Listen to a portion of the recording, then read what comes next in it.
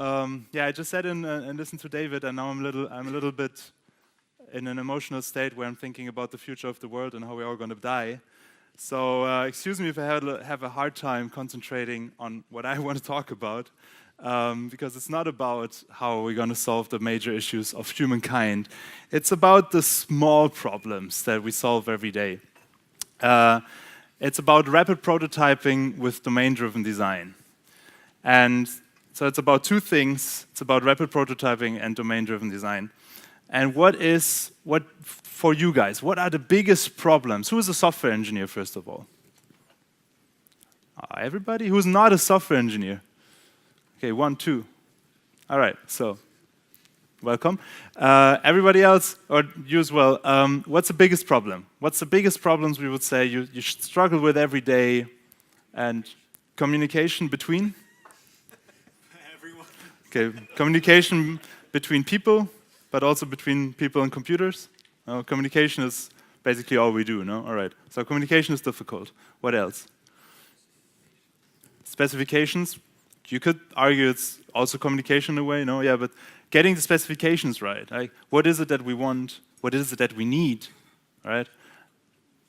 Sorry, didn't hear that? Strict code rules. The code rules. You mean as in formatting or? No, I mean have a clear approach. Okay, so clear guidelines on how to write programs. Okay, if you ever get those, please share. I would love to have them too.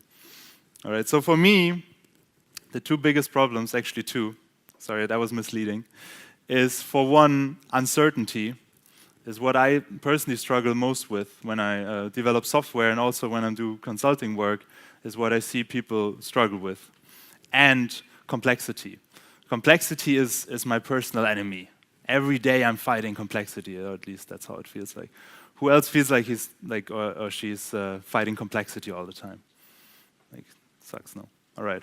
And uncertainty, who's struggling with uncertainty really badly all the time? Okay, it's not so many. All right, so complexity is definitely our biggest foe. But let's talk about uncertainty first.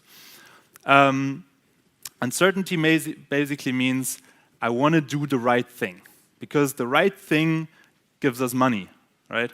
So this is, I mean, it's a very sort of pessimistic view on software development, but we do what we do mostly because we create value for somebody, and that somebody hopefully gives us money so we can buy food and go to awesome conferences and generally just stay alive, right? So this is why we need to create something that creates value for somebody who gives us money. So we want to do that thing. We want to do that thing that is valuable for somebody, the right thing. And on the other hand, we want to do the thing right, all right? So this is what I mean with complexity. Complexity always fights us. A complex problem, a complex solution has more space to hide bugs. We have complexity doesn't let us do, it doesn't lead to a simple design, leads to complex design, which might not work the way we expect. So we have these two things. We want to do the right thing, which is usually inhibited by uncertainty, and we want to do the thing right. We want to have it working in the right way. Specification is a huge issue there, because it's finding the right thing to do, right? So I want to talk about rapid prototyping as sort of one way to deal with uncertainty, and I want to talk about domain-driven design, which is a way to deal with complexity. And I want to show how you can combine these two things to create software quickly and easily with the right tools, all right? So it's this combination of two approaches and how to combine them. All right, so who am I to talk about this? I'm Nikolas Martens. You find me on the web, on Twitter, and also on GitHub if you want to get in touch. And I call myself a software engineer. So I'm actually I studied electrical engineering, so I'm more a developer. I'm more an engineer than a developer, and I write mostly stuff for the web. And I love automated testing. TDD, anybody? All right, third. All right, gets better every year. Nice, good. I'm sure it's a potential growth as well. So next year, twice as much. I also did robotics, so actually that's something I recently got into again. So I love robotics. Who loves robotics or robots? Yeah, robots. Okay, they might kill us one day, but until then we can just enjoy the little cute things, no? Because they're cute. All right, so I'm also doing coaching and consulting for freelance in Berlin. And this is how I'm exposed to a lot of company, mostly startups, that are either having a legacy product that they want to revamp or just make more robust. Or what I also do a lot is help companies get started, like just get this first version out of the door as quickly as possible. So that's actually what's most fun for me, this prototyping, this very early stage. So, uncertainty. As humans, I'm pretty sure we're hardwired to hate uncertainty. Like in our brain, it's one of our cognitive biases. And the usual response, if we are faced with uncertainty, is that we try to reach certainty. If we're not sure, we hang on to the things we're sure about, and we don't think about the things we're not sure about anymore. We just ignore them. All right. So this was also the approach in software development, at least in the beginning. People said, oh, it's just constructing something. It's like building a bridge. So we just use the exact same approach. We make sure we make a great plan, a great architecture, make sure it's really, really, really, really good. And then we just hand it off to some contractor. And they build it for us. And that's okay because, we made sure the plan is good. And then, of course, we want to make sure that what they built is actually, what we told them to build. So that's something we want to do again. And if you look in the construction world, then the most expensive part, proportionally, is the building. If you screw up during the building, you're really in trouble. If you screw up during the planning, during making the blueprints, for example, like a bridge, and you realize, we missed that thing, it's actually not stable, it's okay, just fix the blueprint. If you build it and then realize this bridge is actually not stable, you're in big trouble. So you want to make sure that you build it the right way. And then, making sure afterwards it works is, again, relatively cheap. I mean, it's all very expensive, but relatively. You just drive over it or walk over it and maybe push it a little bit, and you're like, okay, this holds, right? So you just make sure it works. But what people didn't realize in the beginning is that the construction in software is actually free. Because we're not constructing software when we're programming, we're constructing software when we turn that code that we wrote into a running program. That's the construction phase. The actual programming, that's the design phase, that's the planning phase. So here we have very different economics. We have a very, very expensive specification and design process. We have almost free construction. We can build as many copies of a program as we want. We can deploy it to everybody in a second. And we have relatively expensive testing as well, because software is so big and it's not visible. You can't just walk over it and see if it works. You have to, dive into it. That actually making sure everything works all right with software, it's not that easy. So very different economics, which require a very different approach. And people got the hang of it over time. But it took a little while. In the beginning, they just did it. Okay, we have a plan. We're here. We want to get there easy. We just plan it, construct it, test it, and we're there. And we know it might take us 3 years, but we know exactly where we want to be, and we'll just go there. That's easy. But turns out a better approach might be to be more adaptive, all right? So you know where you want to go, more or less. And then instead, sorry, I jumped too far. Instead, you just go a little bit. You do the same thing. You design it, you build it, you test it, but you only go in the general direction. And this is what I mean with rapid. Rapid means you do it quickly, so you have something next week and not next year. And you build a prototype. You build something that is not where you actually want to go, but something that is just generally going in the right direction. Of course, I'm preaching probably to the church here. This is called Agile. This is called Lean, Scrum, Crystal, XP. All of this is like I feel like the hot topic at the moment. So I don't want to talk too much about it. I just want to get on a common baseline that you know what I'm talking about, and because that's the problem with the buzzwords. No, they mean everything and nothing. So all these hyped agile, nobody knows anymore really what agile means. It means something else to everybody. So this is what it means to me.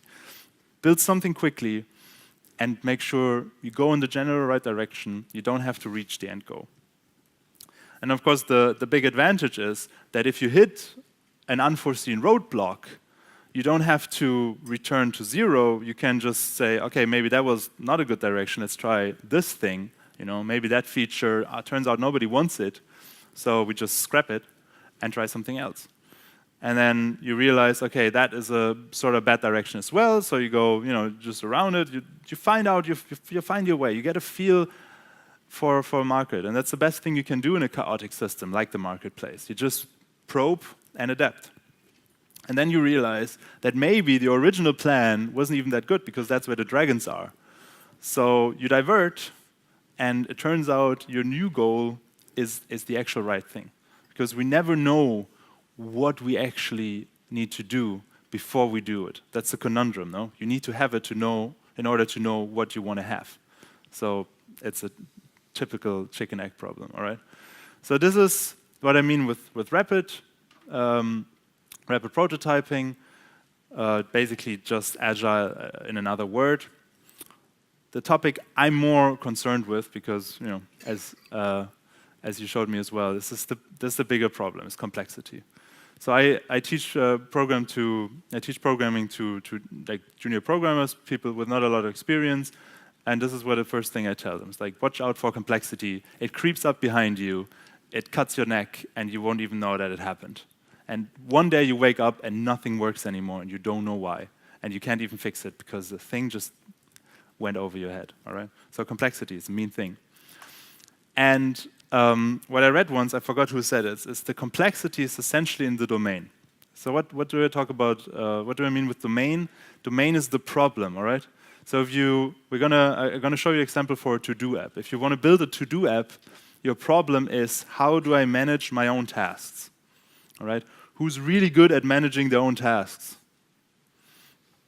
Why are programmers usually not good in self-managing? Because I'm not neither, and I don't know too many.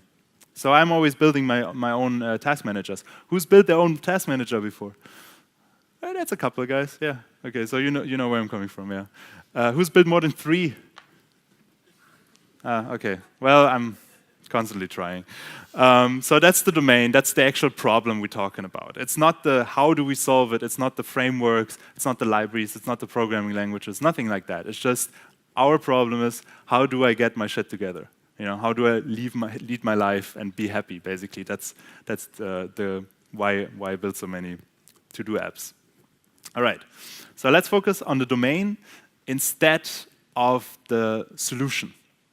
So let's focus on the problem. And that's, if you hear domain-driven development from now on, I want you to think about that. It means nothing else but, computers and stuff, software, that's great. But can we just, focus on the problem for a little bit and talk about that before we talk about how we want to solve the problem, how we want to implement it? That's all what domain-driven development means, or domain-driven design, anyways. I can't figure out if the last D is for design or development, but it doesn't make a difference. I don't know. All right. So what is it actually? Well, first of all, it's a book. This one is basically the seminal work written by Eric Evans, yeah, I pronounced it. Really good book. He mostly talks about shipping. So if you're not into shipping, it's a little bit boring. If you're into shipping, it's awesome because he basically solves your problems for you. But it's great to read. And what he says is, domain-driven design is basically in your head. It's what's happening not in the documentation, not in the code, but what's happening in the people's minds. And it's all about this thing. It's all about the model, all right? But when I say model, I don't mean like that fancy ORM software you're using or like active record patterns or something like that. I mean what you think the world works like, all right? Let's go a little bit more into this. So the model is, it can be a diagram. UML is still alive and kicking. It's still working. I use it a lot. It's code. The model is also in the code because in the end you need to implement it. And the model, as I said, is what people think that your problem is.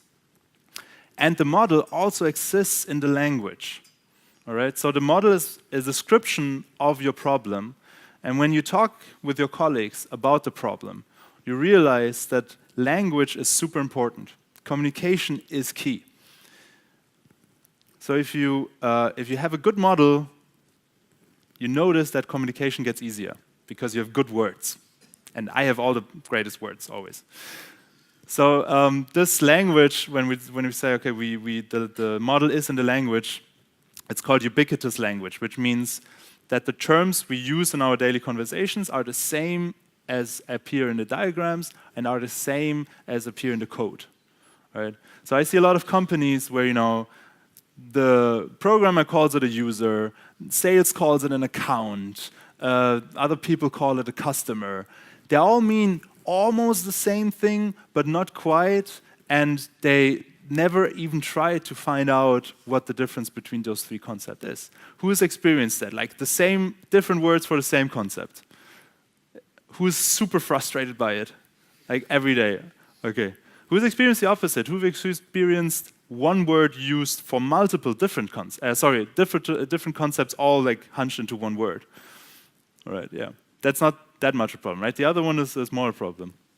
Like we also had one where we called it keyword or tag or slug. It's all the same thing and constantly happening, and it's really bugging you down in your communication. So make sure that the words are well defined. And there's no, nobody is right. You don't have to say, in my code, it's called a user, so we have to speak about a user now. That's not the way it goes. It has to be a common agreement. And then the ideal situation is that it's all the same, that the words you use and the model that is in everybody's head is the same as in the documentation, and it's the same as in the code. That's the ideal situation. It's really hard to get there, but that's a nice approach. So again, a model is just a way to see the world, or it's a useful approximation of the real world. So it's important that when we cannot ever say your model is wrong. That's not even wrong and right are not even words that make sense in the concept of models. Either model is more useful for a certain situation or less useful, all right? So they're either useful or not. What do I mean with this? This is the world, right? This is the world that is hanging in every classroom in Germany probably, or in every geography classroom at least. Is that the right model? Is that what the world really looks like? No, the world is round, right? This is like 2D. But this is a very useful model for one certain use case. If you want to, first of all, it's wrong because Greenland here looks as if it's as big or bigger as Africa. So it's wrong in that regard when you think about, when you want to find out how big things are, then this doesn't help you. But if you want to get from Florida to England, this is very helpful because it enables you to have one course and keep the course all the time. And if you just sail straight, you'll reach England. All right? So this is why this map exists, for that purpose.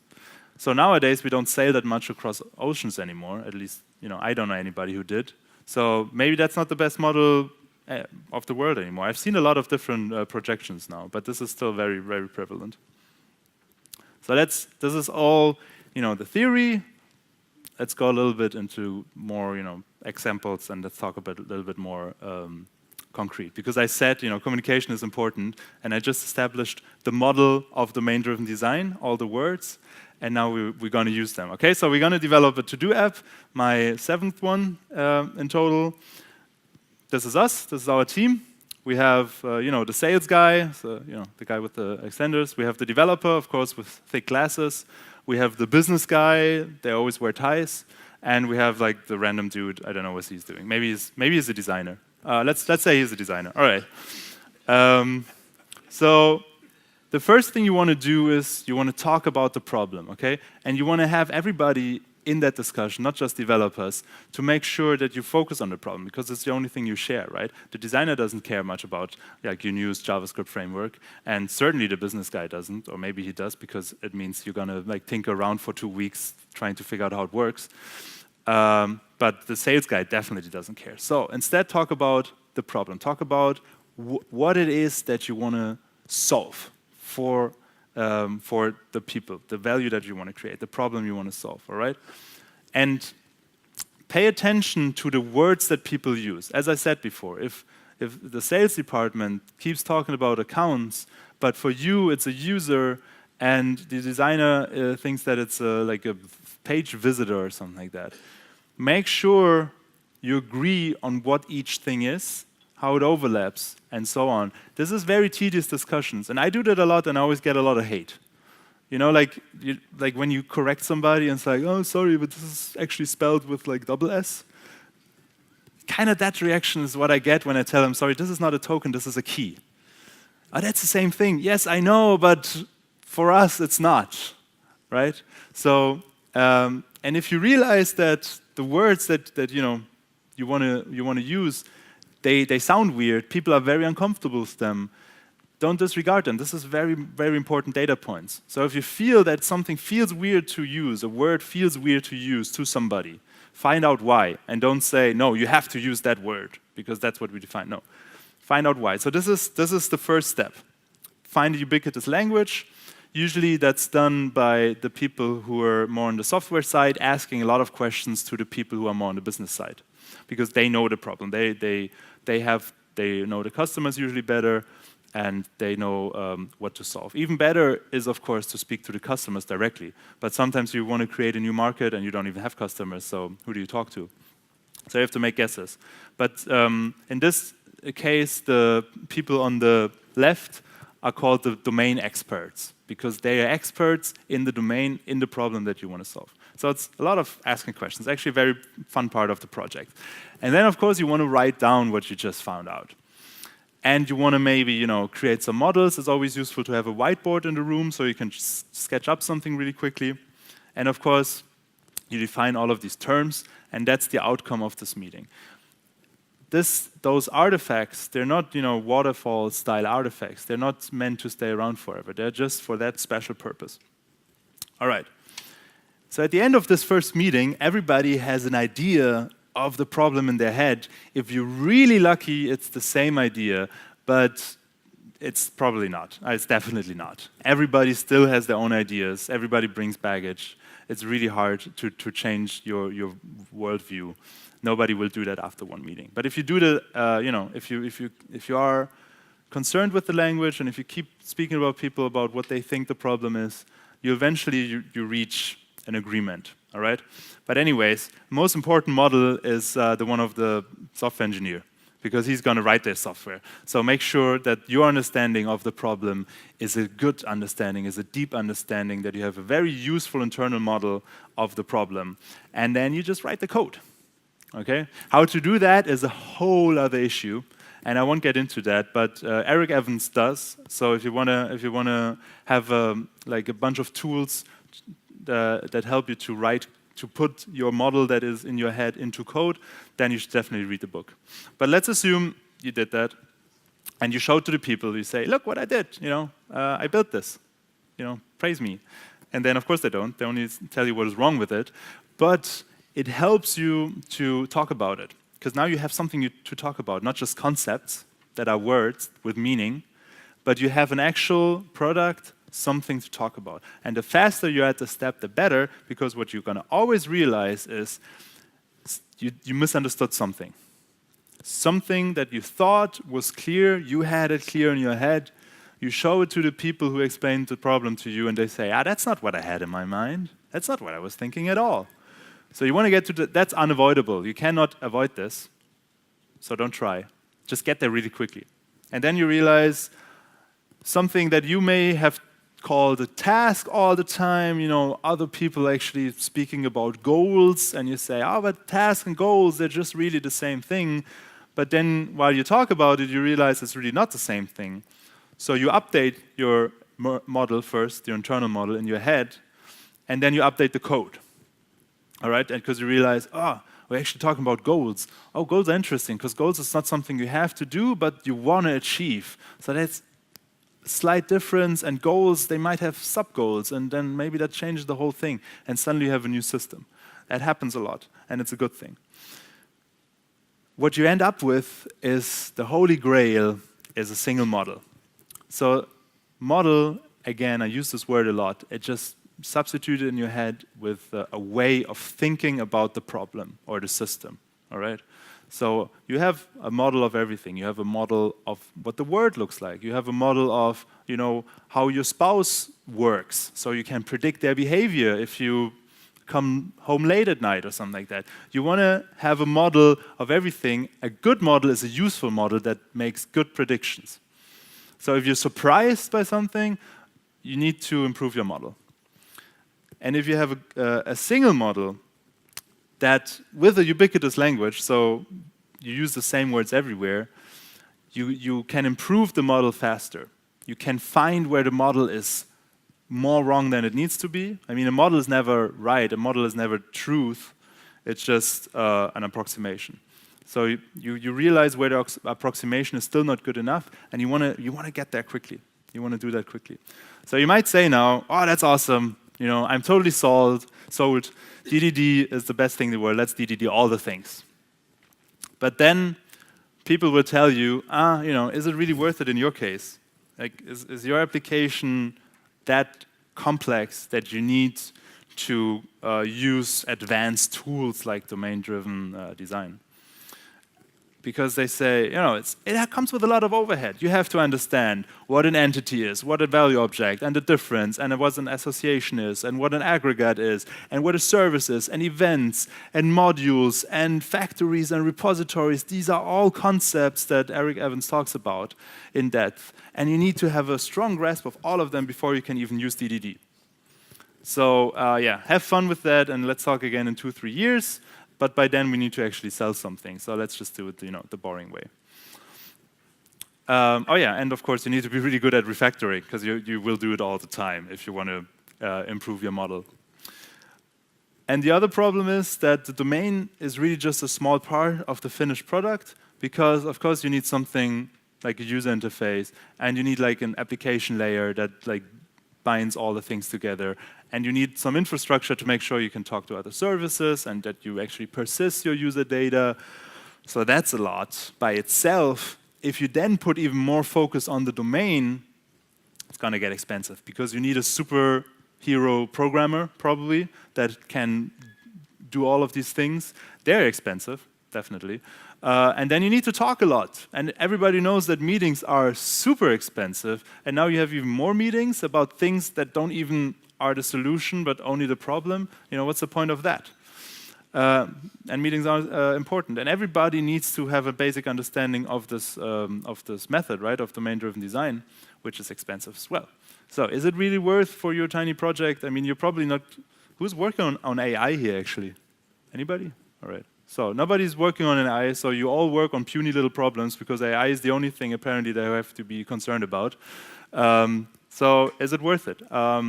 And I think yes, because with the right tools, you can get rid of all of this stuff. You can get rid of having to implement a user interface, having to implement an infrastructure, like persistence layer. Then you don't need a superhero developer anymore. You save a lot of money with that. And you have a stronger model which requires actually less communication. And you save money. So I'm here to say, yes, you should exactly do that. And instead, you should just connect the domain directly to your database. And even better, you should give the user direct access to the domain. So you don't need a user interface, and you don't need an application layer. All right? And if you do that, then the user can even participate in the discussion about the domain, because they will be exposed to it. Instead of putting a layer over your internal class structure and model that you have in your software, and that layer is the user interface, and just show the user a tiny part of what you actually built, just give them all access to everything, at least in the beginning. It doesn't need to be shiny, it just has to work. It has to show the user what the model is he's actually dealing with, and then he can tell you, this is what I'm expecting, this is very helpful for me, this is surprising, this is not helpful, this is confusing. And you get this feedback, and you can improve your model even faster. It's awesome. And this is a pattern called naked objects. I like the word. Basically, what it means is Richard Parsons described that in 2004. And what he said is exactly that. Just give the user direct access to your internal model of the software. I know it's scary, but just trust me. Just do it. And just jump over yourself. You don't need a designer. You don't need a user interface designer. All you need is a good understanding of the problem. Implement your model and find out if that's useful to the user. All right? So, and what Richard Parsons said is then you have the single model that everybody participates in and everybody constantly feeds back in. And that's just awesome. And what this model looks like is he said, okay, I just have a bunch of domain objects and they have properties and they have methods. If you're into object-oriented design, maybe that's familiar. And what I do is I just build an object database mapper to just put them into the database. And for the user interface, well, I just build, not working anymore, there you go. I build an object interface mapper. The exact same concept. Who's not familiar with like object relational mapper and object document mapper? Okay, so what they do is you just take your object, which is like an instance of a class, and just automatically translate it into whatever your database needs to know. If it needs to be in a row column structure, then automatically translate into that. If you have a NoSQL database, automatically translate it into that. So it's all about automatic translation. And what a user interface does is nothing but translating the model of the domain for the user, with the goal to make it easier to use, right? We're all about usability. But usually we just really put a lot of lipstick on our model. So we can just skip it. Has anybody ever done that? I've never seen this before, but I love this idea. Has everybody ever had an automatic way to create your user interface from the model? Please talk to me.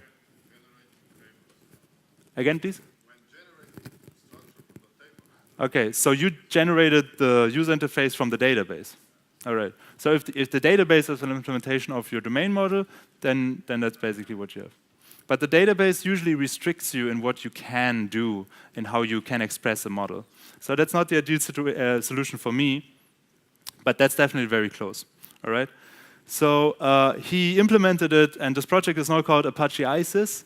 If you Google for it, always put the Apache with it. Otherwise, you get bad results, and probably are blacklisted or something like that. And they haven't renamed it, so it's still called Apache ISIS, and that's okay. His prototype looked like this. It was just a really ugly Windows 95 implementation. And he said, these windows, they're all these objects, and they have properties, and they're listed.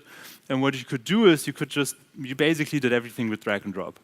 If you wanted to complete a transaction, you drag the credit card symbol, which is a representation of the credit card object, into the user object or something like that. It was pretty crazy, but it didn't web. So they re-implemented it with Apache, and that's what it looks like now. It looks more like standard, kind of boring. It has a really fancy user interface, definitely, and this is all auto-generated, so kudos. But it doesn't. It kind of looks like every other admin generator, right? It looks, yeah. Well, you might still be convinced and say, oh, that's awesome. We want to use naked objects now everywhere. So we just use domain-driven design to create our awesome domain model, and then we just expose that to the user. We're going to save so much time. Grand. But there's always a but. How do you work with it? How do you adapt to the framework? Because of course, Apache ISIS is a framework that again forces you to think in a certain way. What that means to me is all of this, you have these properties and you have ways to set each property and a way to read each property. And for me, that's just the same as CRUD, which is create, read, update, and delete. It's for some reason a lot of people think that those are the 4 only actions you will ever need in your entire life as a developer. And Tim Berners-Lee definitely was one of them. We have barely more in HTTP. And that's what the databases give you, and that's what everybody agreed on. All we need is create, read, update, delete. That's it. But if you're stuck with CRUD, you're going to think in CRUD. So your model that you create, and that's why I mean the database restricts you, because the model you'll come up with will evolve around those 4 operations, which means you're constrained in your intelligence, in your creativity is what I mean. What kind of solutions you can come up with. So I don't like that too much. I want to have, I want to be completely creative. That's just me, though. I know a lot of people who love CRUD and who would never want to get rid of it because they work really well with it, and that's awesome. But for me, it just never worked. So if you had the feeling, once in your life maybe that, is CRUD all there is? It's not. There's more. There's a brighter, more it's an empty space. That's scary sometimes.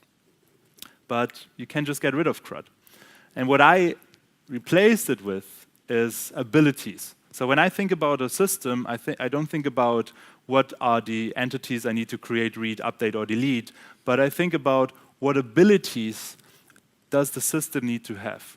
What do I want to enable the user to do, all right? So it's a slightly different thinking model. And you'll notice that words are important to me because I'm already in this let's use good words mode of thinking. So you might think ability. What's that supposed to mean? That's just exchanging CRUD with one word with another word. Doesn't make much of a difference, but to me it makes all the difference in the world. So ability for me is just all the things a system can do.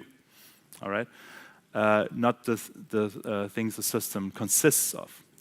And what I like as a model to use is how the web works as well. You have requests and you have responses.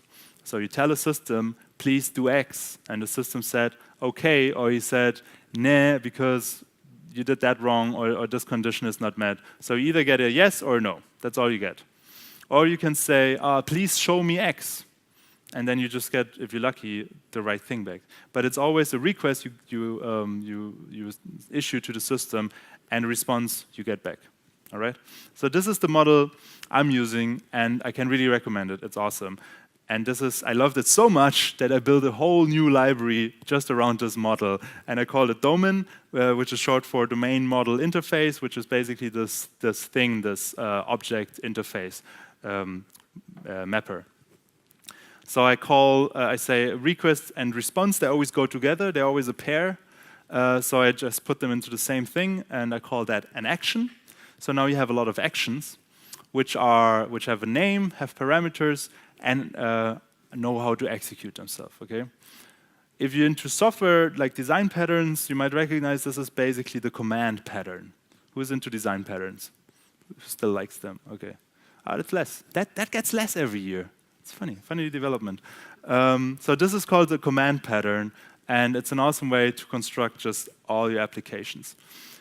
And the nicest thing is there's no magic involved. Like you can use this model, and usually, I don't know, who has ever used like an admin generator? Like I forgot the names. All right. I had the feeling that all of them, they'd use a lot of magic, and you have to do like annotations somewhere, or you have to use a certain convention, and if you don't follow the rules exactly, unexpected things happen and you don't even know what happens. Like I was always just defeated by the magic in those things. So I tried to build this completely without magic. But of course magic is convenient, so I made it optional. So you can still use magic if you're into magic, but you don't have to. And this is the full magic.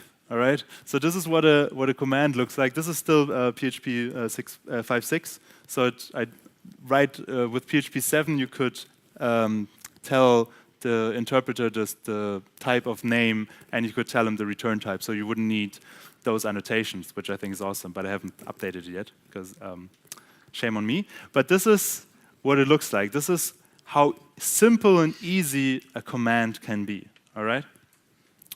So I think I have a little time for a demo, but maybe you also have questions, and then I'd rather do that. So are there any questions to the whole thing? Or do you just want to see it work? All right, maybe think about a little bit about questions, and I'll just show you really quickly what this means in real life. So this is a super tiny project. Nope. Is this big enough? Oh, this is also way too dark. That's terrible. All right. Let's do plan C, because here I can increase the font size. So this is just a really simple project. 2 dependencies. We have domain, which is set as this user interface generator, and we have courier, which is just like, think of Silex or Symfony. It's just something to use PHP, to use HTML. All right, it's just something to get the response back to the user, like a router, basically. All right, and what I do then, where is my file? There's my file. Also that I get over here, so you can read it. All right, so I'll just use Composer, because Composer is awesome. Who doesn't use Composer? All right, if you program PHP, definitely check out Composer. If that's the one thing you've learned today, take that home with you. All right, so basically what I do is I just go to the documentation on GitHub, and I just copy this blob over to my new editor, which is this. And that's just initialization code, because I didn't want to use magic, so I decoupled everything from everything as much as possible. And of course, that means you have to do some setup. And then this documentation is basically structured in no magic on top. So it shows you here how you can create your own action by just subclassing action, by just implementing the action interface. And then it's more and more and more magic, and the last one is just a single line, which is the maximum level of magic, which I'm going to use now. But as I said, it's optional. So you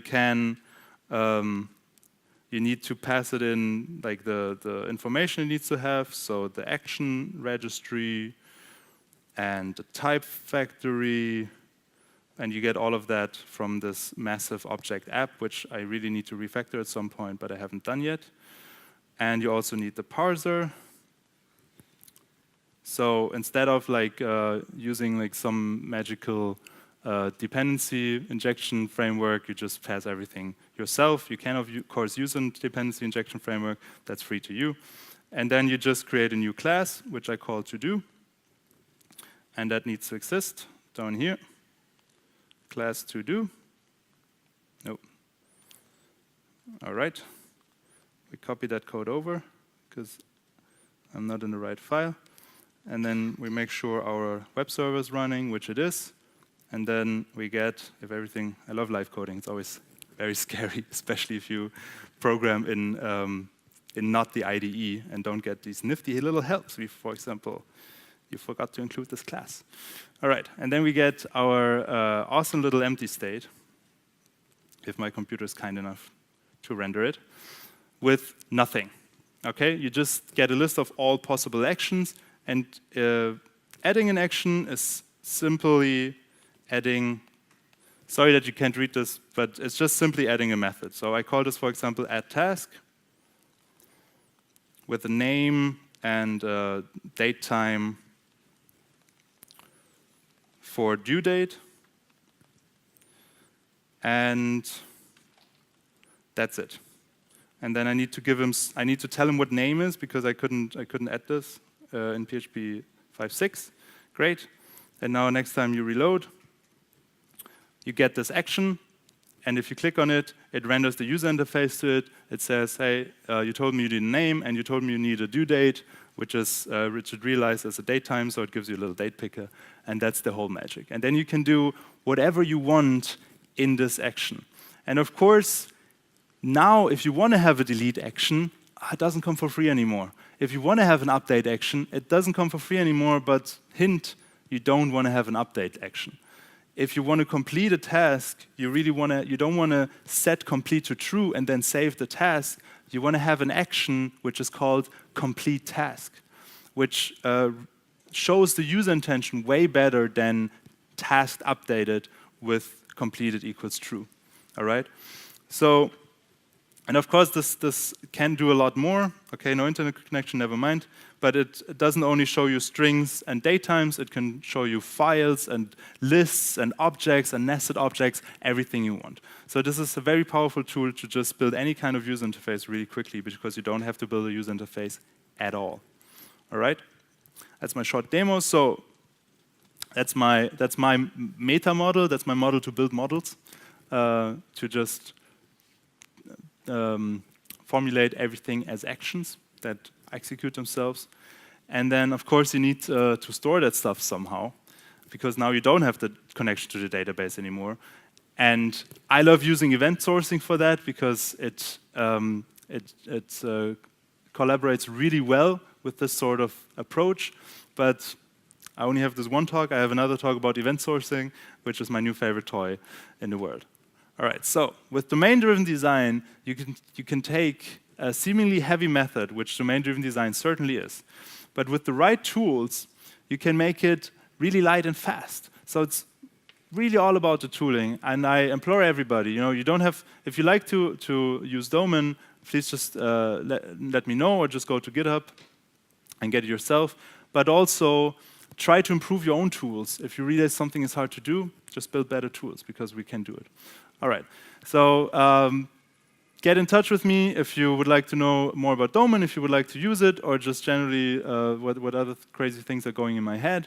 Otherwise, thank you very much for listening, and let me know if you have some questions. Thank you.